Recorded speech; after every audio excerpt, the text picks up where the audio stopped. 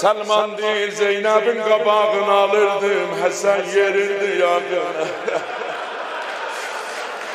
Hasan'ın kabağını alırdım, Hüseyin yerirdi kabağı. Nene harac edize.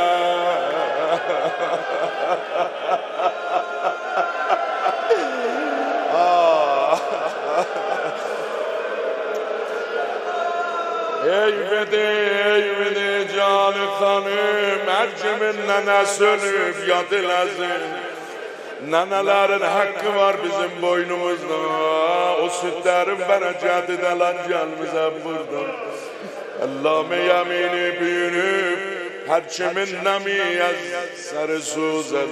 Mehabbeti Mevla yüreğinde olsa hanım Zehra'ya nene diyebilir. İstirem senden der o divarı Beytül Ehzen'an dola Zehra'ya bir gün her zada açacaklar, gözledecekler. Her yerden senden o balalar atar yara yaladığına. Eyvah yaralı nene.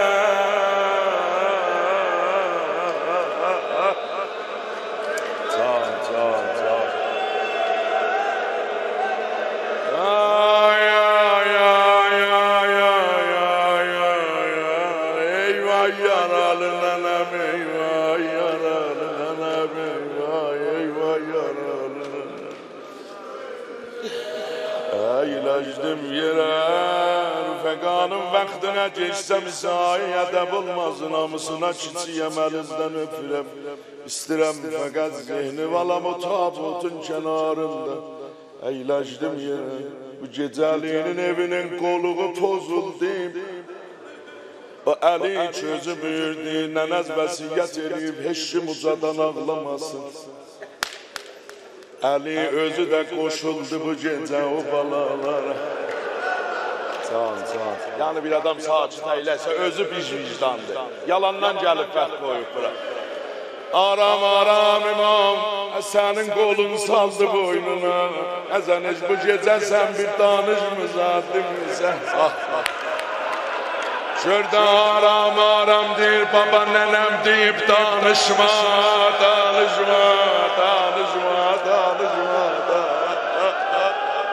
Ben eyləşdim yerə ha. Nenem deyip danışma.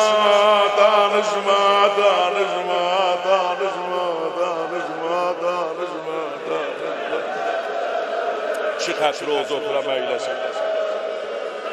Zəhram çətindir bir kişiyə gər döyülsə namusi. Halın olmasa başımı sal aşağıya ha ben büllem. Çətindir bir kişiyəm gər döyülsə namusi.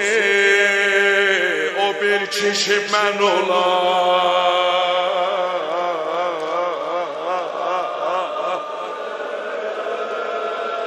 Halınız olmasa eyləşim yerə ha. Şuhi bərdar der bəhs-i namusi əmir-i mümindir.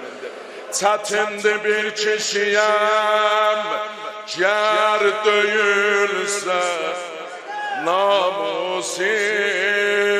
O bir kişi mən olam qəmlərə nişan. Zəhra mən atıram ürəyimə özüm bilərsən Zəhra. Mənim gururumu sındırdılar Mədinəlilər. Ayodalı deyləşənlər. Mənim gururumu sındırdılar Mədinəlilər. Gülə ayaqlar